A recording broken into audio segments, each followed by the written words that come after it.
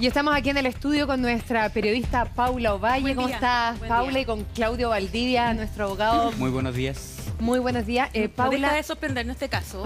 De guata, porque no vamos a entrar a criticar a la Corte Suprema si es que esto es así. Todos tendrán sus razones, me imagino, pero de guata yo lo encuentro espantoso. Y una señal que de verdad va en contra de todo lo que decimos cada día y que señalamos que las mujeres se están atreviendo a denunciar, y esto provoca una frustración terrible. Absolutamente, porque este caso sigue dando sobresalto a todos quienes lo hemos conocido durante todo este tiempo, además que se había transformado en una especie de emblema de la violencia intrafamiliar. Y esta filtración, hay que recalcar, filtración que debería ser confirmada mañana a la 1 de la tarde, cuando se dé a conocer formalmente por parte de la Corte Suprema cuál va a ser su decisión, no deja más que una cierta como sensación, una desazón, por decirlo de alguna forma, porque aquí uno empieza a pensar qué ocurrió detrás de todo caso para que la Corte decida rebajar, al parecer, la condena de Mauricio Ortega en 8 años. En 8 años, pero más allá de la cantidad de tiempo, lo conversamos con algunos compañeros acá antes de ir al aire, es el que decide la Corte respecto de que esa noche Mauricio Ortega no habría tenido la intención de matar a Nabila. Eso es lo más fuerte, la decisión de desestimar un femicidio frustrado. Que ese punto, Paula, es súper importante, porque aquí se puede entender como que la Corte Suprema le está dando un espaldarazo a Mauricio Ortega en términos de que no hubo convicción de que fue él. Exactamente. Claro. Lo que dice la Corte Suprema es que no se llega a la convicción de que ese día salió a asesinarla. Tal cual. Y eso por es eso más que complejo. lo que finalmente se elimina es el delito de femicidio frustrado, pero se mantiene el de lesiones graves gravísimas. Sí. Y ahí yo tengo una pregunta para Claudio, que es, ¿qué tiene que pasar para que haya una convicción de que una persona quería matar a otra? Porque la verdad es que cuando uno ve este tipo de lesiones, el ensañamiento, el elemento de la mutilación que tiene que ver con el tema de los ojos de Nabila, me cuesta entender qué más debiera haber pasado en ese momento para que se generara la convicción de que él quería asesinarla. Lo primero, insistir lo que decía Paula. Aquí estamos especulando respecto a lo que puede ser una sentencia. Eso es lo primero. Lo segundo, que la Corte Suprema adopta un camino distinto de lo que fue el juez del Río, que era el voto diciente. Según el juez del Río, aquí solamente había un delito, lesiones graves, gravísimas, y por lo tanto no había femicidio frustrado. Lo que hace la Corte Suprema es algo distinto.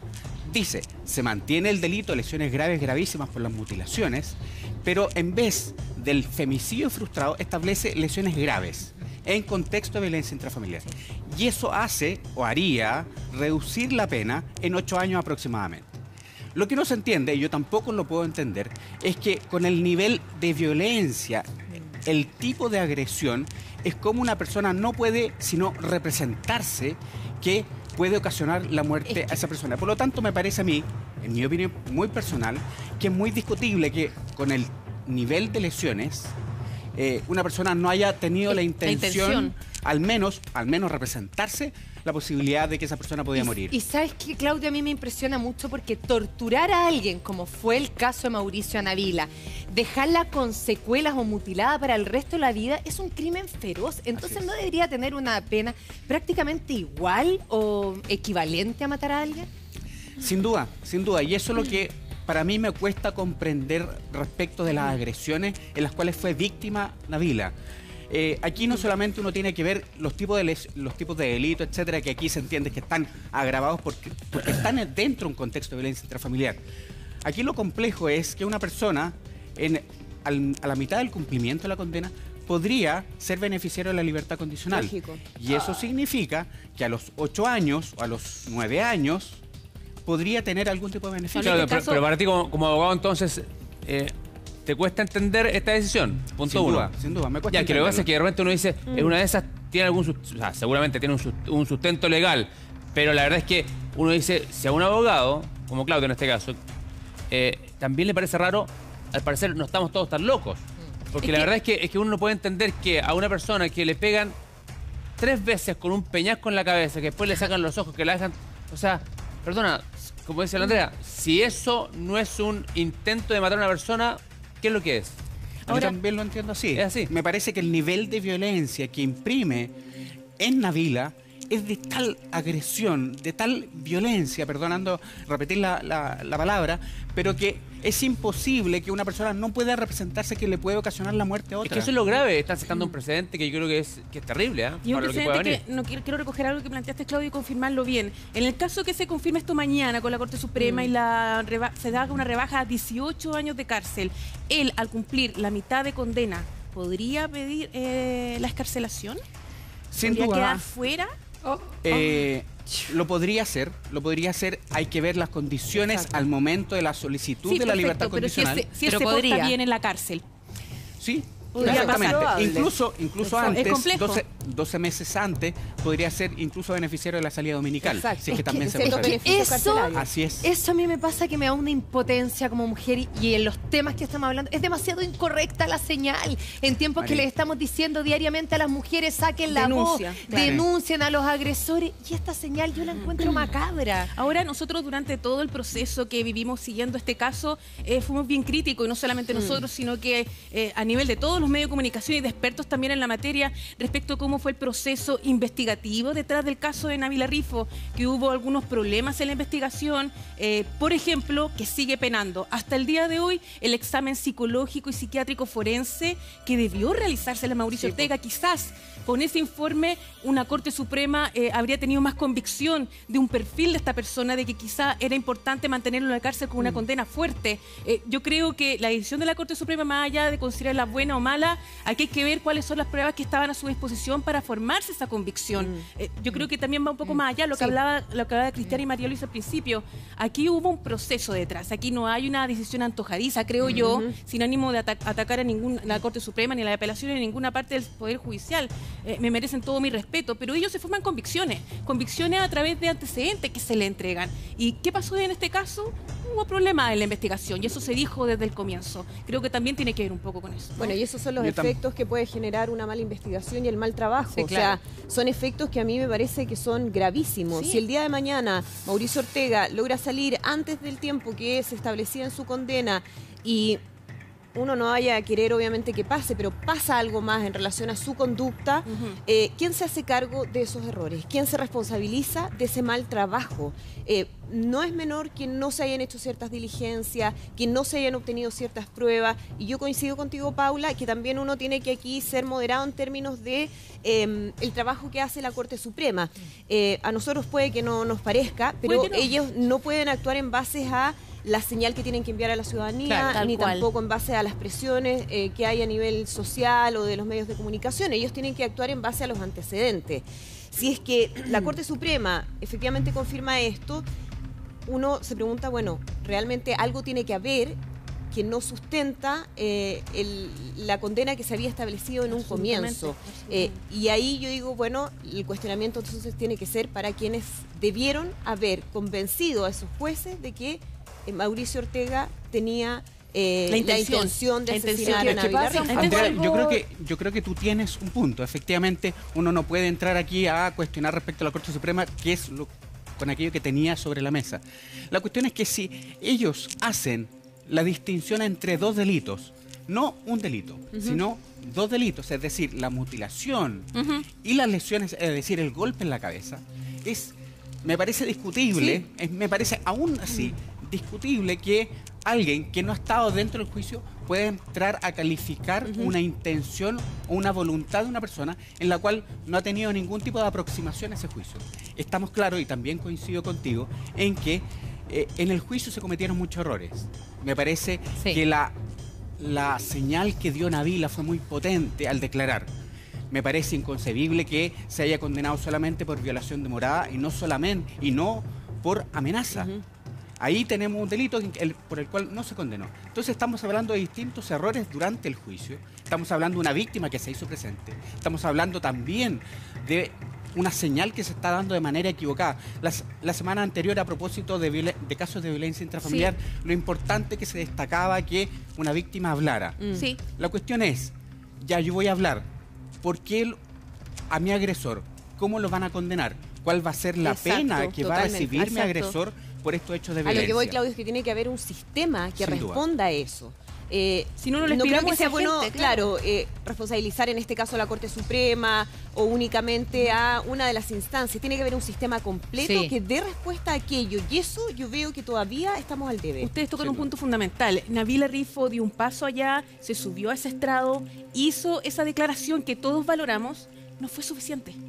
No fue suficiente. Tampoco es suficiente hasta el día de hoy que Valentina Enríquez dé su declaración como lo fue la semana pasada y a todos nos impactó porque sigue habiendo gente que cuestiona sus declaraciones. ¿Por qué pasa Entonces, eso, Paula? de verdad que casos como estos, Bego, de verdad que a uno lo trastocan. Porque desde un medio de comunicación, desde esta tribuna que tenemos nosotros, por ejemplo, hacer un llamado a la gente para que rompan el círculo de la violencia, para que se atreva a denunciar. No tengo palabras para seguir pidiendo que lo hagan. O sea, nosotros nos reunimos con la autoridad, con el Cernamec. Por favor, insistan, pongan el teléfono, llamen, declaren. No tengo palabras. Yo siento que sí, que en este caso pasa algo que es súper importante y que se habla harto como... No importa cómo las cosas fueron, importa cómo parece que fueron. Por ejemplo, en el caso de un juicio. Y aquí el Ministerio Público, y esto lo digo yo súper a título personal, lo vimos, lo vio la gente en su casa. Hay tantos cabos sueltos, ciertas cosas que no se vieron, que para uno que está en la casa decir, ok, alguien sale de su casa, agarra un pedazo de concreto, le pega repetidas veces a una mujer, se va, vuelve, la mutila y luego la deja ahí sin prestarle ayuda, y eso puede ser, incluso todavía se duda, no quería matarla. Para mí, en mi fuero personal, yo digo, esa persona quería matarla. De todas maneras, ese era el objetivo por el que iba. Eso es para mí lo que pasa. Eso es para mí lo que sucede. Sin embargo, lo que el Ministerio Público puede probar o no, es ahí donde queda la duda y ahí es donde entra la Corte Suprema. Y por eso decimos, no se trata que vamos a ir a quemar la Corte Suprema y decir que esto es impresentable.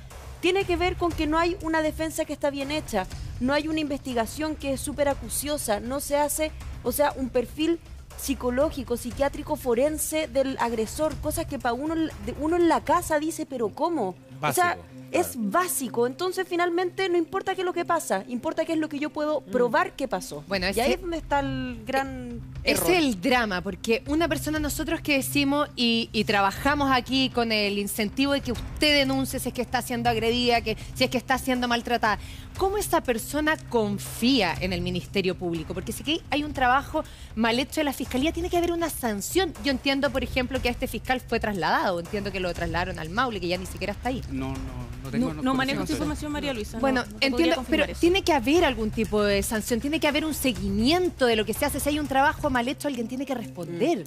Mari, lo complejo de esto es que aquí se está discutiendo a la víctima desde dos perspectivas. La primera perspectiva es si es que efectivamente los hechos ocurrieron tal como lo está señalando la víctima. Sí. Primer punto. Y segundo nivel, si es que efectivamente el agresor tenía esa intención de provocarle ese tipo de lesiones o de matarla. Es decir, ya no solamente estamos discutiendo a la víctima, nos estamos poniendo en la posición del agresor qué tipo de voluntad, qué tipo de intención tenía al momento de ocasionar. Y eso me parece que es absolutamente riesgoso, sobre todo en este tipo de lesiones, sobre todo en este tipo de delitos, donde en un contexto de violencia intrafamiliar resulta aún más discutible que yo esté poniéndome en el lugar del agresor qué intención tenía cuando le pegó a la mujer.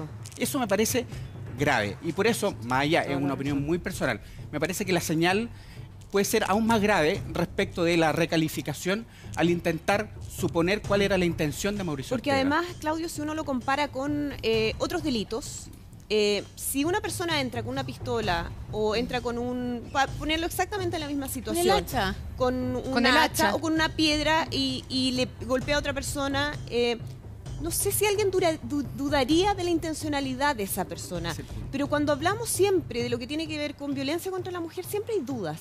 Siempre hay dudas respecto a, no, quizás se le pasó la mano, Es un quizás problema en realidad cultural. no es lo que quería hacer. Es un problema cultural. Habrá sido tan así. Habrá sido dentro de una Siempre hay una discusión. justificación. Siempre hay una justificación y siempre siento yo que se duda del testimonio de la víctima por sobre cualquier otro delito. Si yo digo, me robaron el celular en el metro, nadie va a dudar de lo que yo estoy diciendo.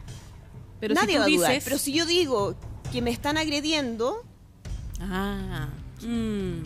quizás quisiste, Exacto. será verdad, tendrás otra intención.